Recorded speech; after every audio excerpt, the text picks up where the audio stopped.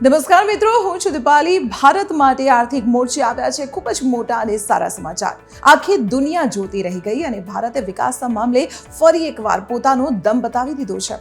સરકાર દ્વારા જાહેર કરાયેલા સત્તાવાર આંકડા મુજબ નાણાકીય વર્ષ 2025-26માં ભારતનો જીડીપી ગ્રોથ રેટ વધીને 7.7% થઈ ગયું છે, જે ગયા વર્ષે 7.1% હતો. એટલે કે આપણી અર્થવ્યવસ્થા રોકેટની ગતિ આગળ વધી રહી છે. વાત કરીએ છેલ્લા ક્વાર્ટરની, એટલે કે જાન્યુઆરીથી માર્ચ મહિનામાં તો ભારતે કમાલ કરી દીધી છે. આ ચોથા ક્વાર્ટરમાં દેશની અર્થવ્યવસ્થા 7.8%ની ઝડપે વધી છે. એટલું જ નહીં, સરકારે ત્રીજા ક્વાર્ટરના આંકડાને પણ સુધારીને પૂરા 8% કરી દીધા છે. પરંતુ સિક્કાની બીજી બાજુ પણ છે.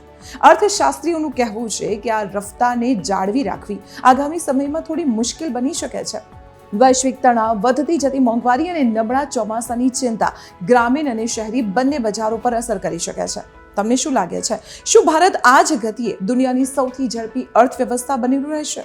તમારા વિચારો કમેન્ટમાં ચોક્કસ જણાવજો. અને આવા જ ઇન્ફોર્મેટિવ વિડીયો માટે જોતા રહો TV13 ગુજરાતીનું ડિજિટલ પ્લેટફોર્મ.